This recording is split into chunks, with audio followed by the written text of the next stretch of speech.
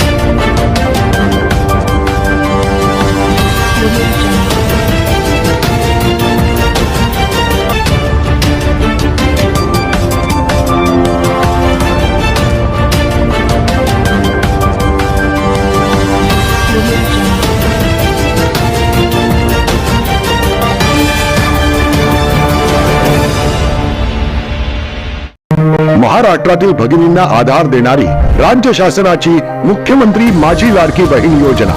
या योजनेअंतर्गत अल्प उत्पन्न गटातील 21 ते 65 वयोगटाच्या भगिनींना मिळणार दरमहा 1500 रुपयाची मदत। अर्ज करण्यासाठी 31 ऑगस्ट 2024 पर्यंत मुदतवाढ। कुटुंबाचं वार्षिक उत्पन्न 2.5 लाख रुपयांपेक्षा कमी असलेल्या महिला पात्र। कुटुंबाकडे पिवळं किंवा केशरी रेशन कार्ड असल्यास उत्पन्नाचा दाखला आवश्यक नाही। पांढरं रेशन कार्ड असेल किंवा रेशन कार्ड नसेल तर कुटुंबाचं वार्षिक उत्पन्न 2.5 लाखांपेक्षा कमी असल्याचा दाखला आवश्यक। योजनेसाठीचा ऑनलाईन अर्ज नारी शक्ती दूत ऍप वरून किंवा पोर्टलवर भरता येईल। ज्या भगिनींना ऑनलाईन अर्ज भरता येत नसेल त्यांच्यासाठी अंगणवाडी, ग्रामपंचायत, वॉर्ड ऑफिस, सेतू सुविधा केंद्रामध्ये किंवा आशाताई बचत गटाच्या CRP यांची मदत उपलब्ध। आता आपल्याला अभिमानाने म्हणता येईल, सुखी आणि सुरक्षित आहे माझी लाडकी बहीण।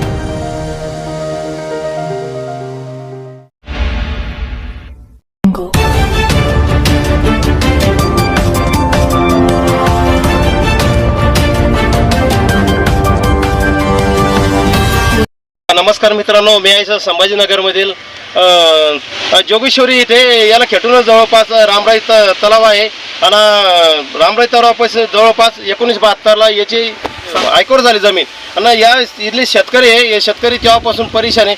कारण आपण बघू शकतो मोठ्या प्रमाणामध्ये ज्या कंपन्या आल्या त्या कंपन्यामुळे सगळं केमिकलमुळे पाणी खराब झालेलं आहे, त्यांची शेती पूर्ण खराब झालेली आहे। आपल्यासोबत आहे जवळपास आपण बघू शकतात नरोडे पाटील काय सांगाल? तिची शेती आहे ना 72 पासून खराब झालेली आहे सर। आम्ही आतापर्यंत कोणी काही म्हणलो नाही, इकडे जरी म्हणलं आमचं कोणी आता लोक मनावर घेतलं नाही.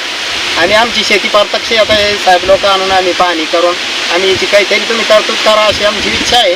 पण तुम्ही प्रत्यक्ष पाहूनच घ्या, आमची नुसकान आम्ही खोटं बोलू शकत नाही. एवढ्या दिवसापासून आम्ही त्रस्त आहे, तुम्ही आमचा अजिबात कोणा विचार केलेला नाही.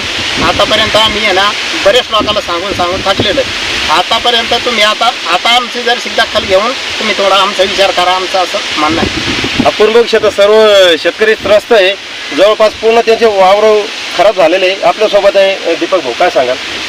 आज या रामराई परदेशवाडी पाझर तलावाच्या ठिकाणी तलावाच्या अधिकृत क्षेत्राच्या पेक्षाही बाहेरील जे मालकी हक्कातलं शेतकऱ्यांचं क्षेत्र आहे, या ठिकाणी कुठलंही पीक पिकत नाही. आणि जर या ठिकाणी तुम्ही पाहताय कपाशी लावली तर खाली पाण्याची उफाळी येते आणि पाणी उफाळतं. तसंच गेल्या मागच्या जवळपास 1-2 वर्षापासून या ठिकाणी एक पाट आहे, या पाटाचं खालचं गेट खराब झालेलं आहे, त्याला HR गेट आपण म्हणतो.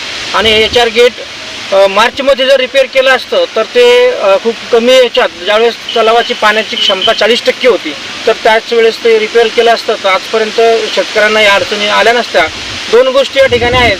गेट खराब असल्यामुळं जे पाणी वाहतं या पाण्यामध्ये जवळपास 50 एकरचं क्षेत्र या ठिकाणी शेतकऱ्यांचं उभं पीक पाण्यामुळं, जास्तीच्या पाण्यामुळे उफाळून खराब झालं आहे. 1 नंबरचा मुद्दा की पाटबंधारे विभाग छत्रपती संभाजीनगर कार्यकारी अभियंता यांना या बाईटद्वारे मी आवाहन करतो की या 50 एकरच्या लाभधारक क्षेत्रात शेतकऱ्यांचं जे पिकाचं नुकसान झालं, या पिकाची नुकसान भरपाई या विभागानं द्यायला पाहिजे. आणि नंबर 2, 72ला या तलाव सिंचित झाला, म्हणजे 72ला तलाव या ठिकाणी बनला. आणि तेव्हापासून तर आतापर्यंत तलावाच्या बाजूला जे खोलीकरण केलं जातं जेणेकरून पाणी पर्क्युलेट होऊन जे क्षेत्र मालकी हक्काचं आहे त्या क्षेत्रामध्ये पाणी येऊ नये याची जे तरतूद केलेली असते, या तरतुदीमध्ये आजपर्यंत कुठलंही काम 72 पासून शासनानं जलसंपदा विभागानं पाटबंधारे विभागानं या ठिकाणी केलेलं नाही. म्हणून हा खूप महत्त्वाचा आणि गांभीर्याचा विषय आहे. आज पाणी नाही म्हणून बरेच ठिकाणी पिकांची हेळसांड होते, परंतु इथं धरण उशारण कोरड जमिनीला अशी गंमत झाली तर पाण्यावरून हे पिकं या ठिकाणी नासून चालले. म्हणून पाटबंधारे विभागाला या ठिकाणी विनंती आहे की या 50 एकरच्या सर्व शेतकऱ्यांना या पिकांचा मावेजा भेटावा, नुकसान भरपाई भेटावी. आणि या विभागानं तात्काळ पुढच्या 15 दिवसामध्ये जर हे गेटची रिपेअरिंग केली नाही तर या परिसरातल्या सगळ्या शेतकऱ्यांच्या वतीनं आम्ही लघु पाटबंधारे विभाग छत्रपती संभाजीनगर आकाशवाणीला या ठिकाणी आंदोलन करणार आहोत. आणि सन्माननीय आमदार प्रशांत बंब साहेब यांच्याकडे या विषयाचा आम्ही पाठपुरावा करणार आहोत आणि या शेतकऱ्यांना न्याय मिळवून देणार आहोत. मधली पाझर तलाव मधले तळाची नाली आतापर्यंत एकही वेळेस दुरुस्त झाली नाही, त्यामुळं आमच्या जमिनीमध्ये पूर्ण अतिरिक्त निचरा पाण्याचा येतोय आणि त्यामुळं आमची पूर्ण पीक खराब झालेलं आहे. आतूनात नुकसान प्रत्येक वर्षी होतो, आम्ही प्रत्येक वर्षी सहन करतो, पण आमची मर्यादा आता सहन करण्याची कमी झालेली.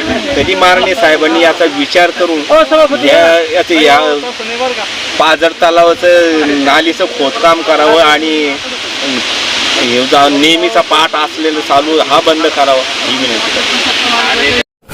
आपल्या परिसरातील ताज्या घडामोडी पाहण्यासाठी पाहत राहा सुपर महाराष्ट्र न्यूज चॅनल.